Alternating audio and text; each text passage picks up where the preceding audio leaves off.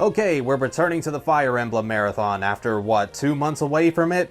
My apologies, folks. Whenever there's a new Persona game, I have to get to it as soon as I can. I'm sure that's what a lot of you come to my channel for in the first place. And I was also asked to look at Scourgebringer by their developers, so hope you can understand why this video took so long. Last time anyway, we discussed the first Fire Emblem the West received for the Game Boy Advance, which in my opinion has held up surprisingly well, despite having a few minor issues. Now that Fire Emblem was also on everybody's radars, it only made sense to release the following games outside of Japan. The next game in the series at the time was Fire Emblem The Sacred Stones for the Game Boy Advance from 2005, which actually got developed the same time as the first 3D entry that we're talking about straight after this game, Path of Radiance. Here's the interesting thing though, the staff at Intelligent Systems didn't know that they needed to make Sacred Stones alongside Path of Radiance at the start. This led them to hire freelancers to help them, including former Capcom employees. Sachiko Wada came back to do the character designs again, but now she's also acting as the director for Sacred Stones. That's one hell of a promotion. Imagine working on your latest drawing, then some guy in a suit comes in and says, "Hey, you want to take charge of our newest game?" Imagine the look of shock and terror on Wada's face. With such a short time frame between the release of Blazing Blade and the Sacred Stones, a lot of assets from Blazing Blade got carried over with a few minor additions. Some of them apparently borrowed from the second Fire Emblem game for the Famicom, Fire Emblem Gaiden, but I couldn't tell you what they were, sadly. Excluding the Shadow Dragon remake and New Mystery of the Emblem, Sacred Stones would also be the last original handheld Fire Emblem title until Awakening arrived 8 years later. Though like with Blazing Blade, I'm gonna be using the Wii U port to record footage, which is also cheaper than buying a physical Game Boy Advance copy. The story takes place in the continent of Magvel, which consists of 6 different nations, 5 of them each holding a mystical gemstone called a Sacred Stone for the last 800 years. With the stones in safe hands, that seals away the Demon King for Mortis, who's mainly referred to as just the Demon King in this game. Pretty generic, but alright. We take on the role of Prince Ephraim and Princess Erica of Renee, one of the nations holding a sacred stone, as their neighbors in Grotto suddenly launch an attack on them looking for the stone. Since Renee weren't expecting this to happen, they unfortunately find themselves unprepared and defeated, but Ephraim and Erica manage to escape just in time despite ending up being separated in the process. Erica goes all across the country to locate Ephraim while he also looks for Erica, as the two of them defeat more of the Grotto Empire along the way, gathering more recruits alongside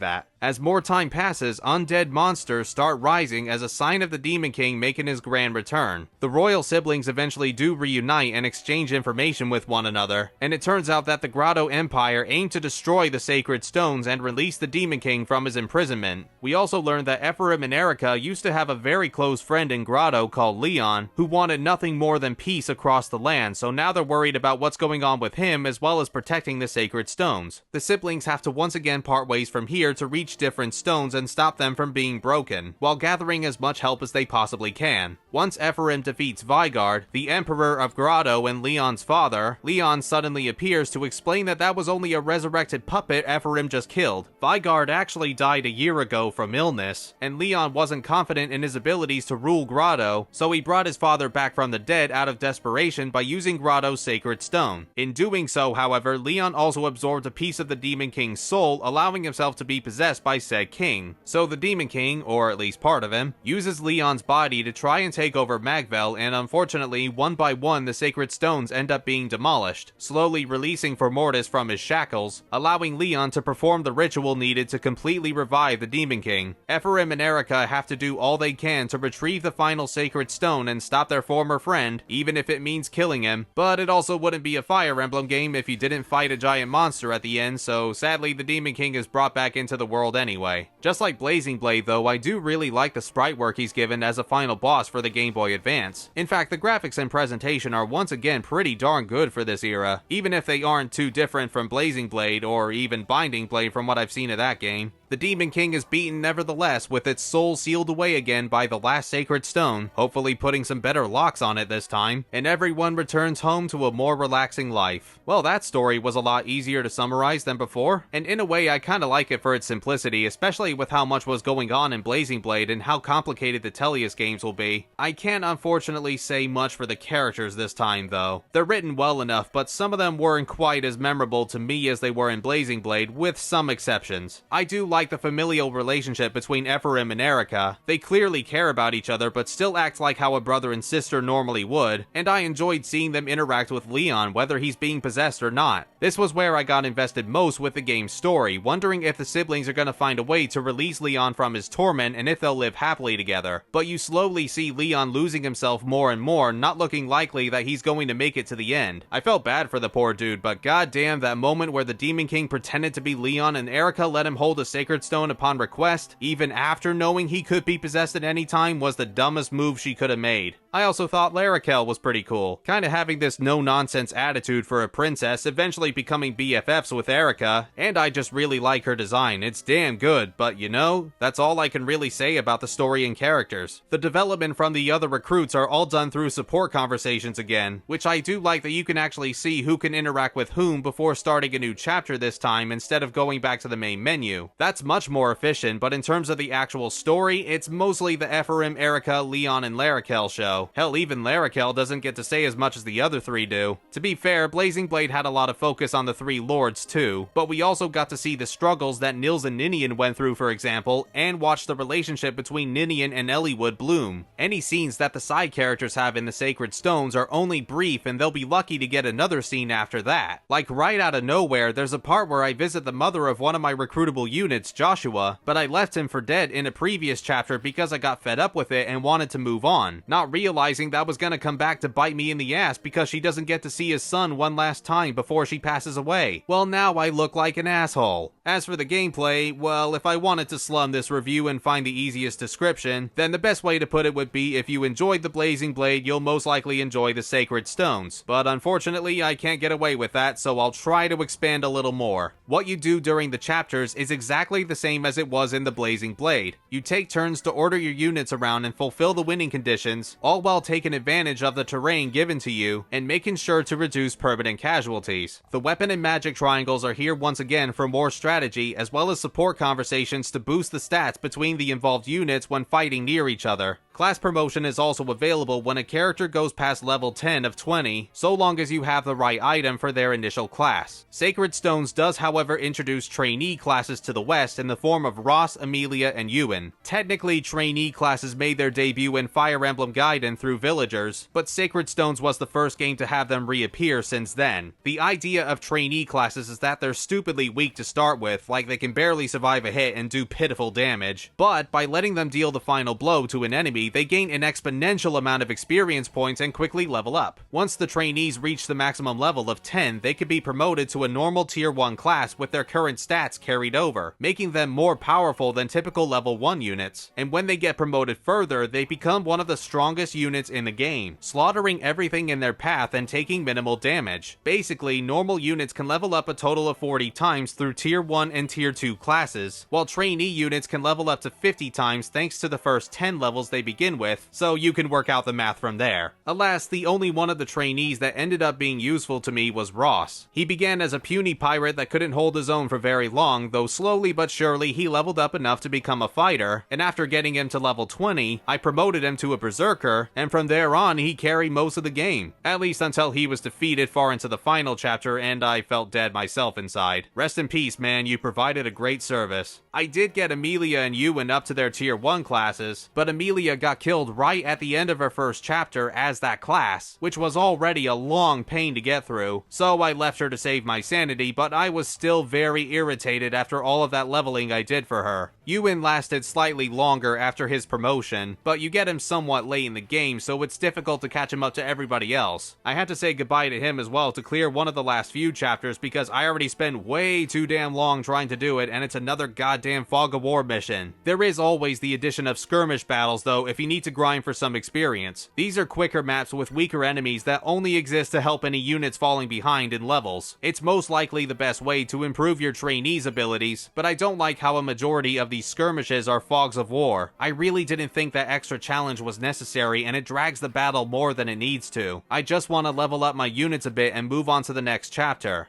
To access the skirmish battles in the first place, they'll occasionally pop up in the game's New World map you can walk around in after finishing a chapter. More of the map will open up the more chapters you complete, where certain spots contain armories and shops to purchase more equipment before beginning another chapter, which you can also do in the preparations menu just as you're about to start a new map. I like this a lot. It's much more convenient than waiting until your units land on top of a store in the heat of battle, and the further you are in the story, the more powerful weapons and items you can buy. Weirdly, the world map is a feature that doesn't get brought back until Fire Emblem Awakening as well, and I guess I can kinda see why. It's not like it offers that much to the gameplay, but I personally think it's a cool touch. Having different spots holding different armaments is useful. Knowing I have the option to fight in skirmish battles to gather more XP is comforting, if not a little tedious, and seeing the map become more and more expansive as you progress through the story is rather satisfying. However, some hardcore fans may see this as a downside because that also means the difficulty for Sacred Stones can be made much easier, mostly thanks to the skirmish battles. I only participated in maybe a handful of skirmishes myself if I felt that some of my units were really underleveled. But in terms of the overall challenge, I'd say it starts off as hard as Eliwood's chapter in Blazing Blade, but gradually gets easier as it goes on, despite this game clearly not knowing how low hit rate percentages work half the time. There's a couple of points in the story where Ephraim and Erica get their sacred weapons that do amazing damage, and by then I also had plenty of promoted units that could deal with several oncoming enemies by themselves, but once I was able to bring Myr to the fight, that was it. The rest of the game was over. She looks frail, but she is anything beside that. Myr can transform into a dragon, so can fly over any terrain, has outstanding attack power and such high defense that no one except for bosses can even make a dent on her. In addition, Myr also acquires tons of experience points with every kill she makes, so it's very easy to get her to max level quickly. The one problem with her is that the Dragonstone she uses is the only one in the game, at least as far as I know, which means once the durability runs out, she's pretty much useless. But aside from that, she is by far Sacred Stone's toughest unit for me. There is something you can do though if you want a more difficult experience aside from just not engaging in skirmishes, and that's after Chapter 8 when you get to decide which path you want to take in the story between Ephraim and Erica. Erica's path is meant to be the easier route while Ephraim's is meant to be the harder route, but both paths have their own separate stories and exclusive chapters up until Chapter 15 when the siblings are together again and they stick to one another throughout the rest of the game. Sacred Stones isn't as long as other Fire Emblem games, only containing 21 chapters for one story route, and there aren't any Gaiden chapters this time except for one, but it's not even optional, so it may as well not even be a Gaiden chapter. Anyway, this is how the game encourages you to replay it when you're done with one path. I decided to do Erica's path because I'm a total noob, but unlike Blazing Blade and Hector mode, I actually tackled Ephraim's chapters too, since there's only 6 of them and they're sequential to each other. They certainly are more difficult than Erica's from my experience, and each of them took me a while to complete, where I wanted to pull my hair out in some instances, but they at least feel doable and not as if I need a certain unit to make any sort of progress. That'll be saved for another game. Sacred Stones may get less challenging as it goes on, but no matter which route you take, that doesn't mean it hasn't got its share of frustrating missions.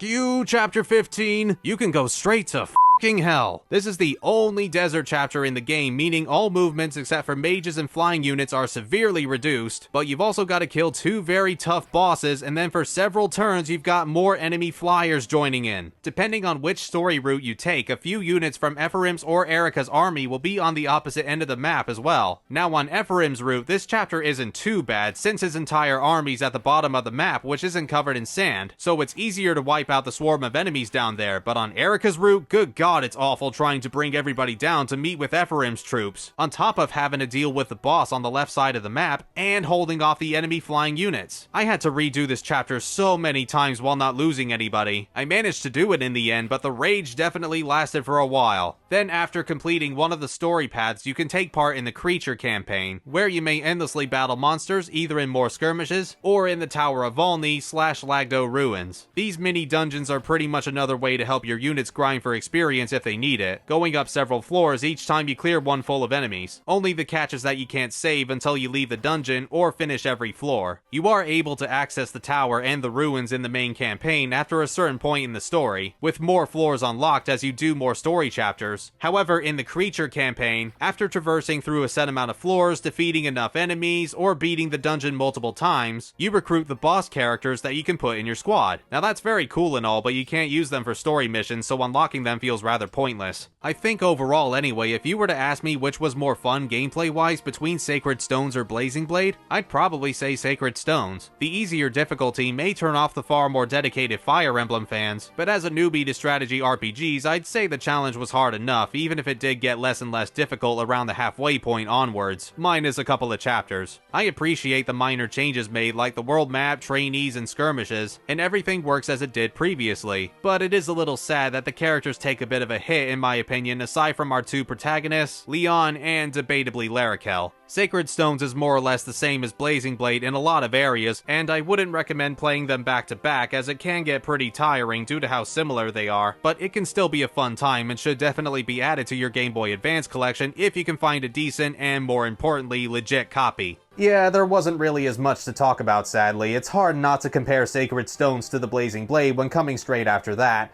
and let's just say this won't be the final time this sort of thing happens with Fire Emblem.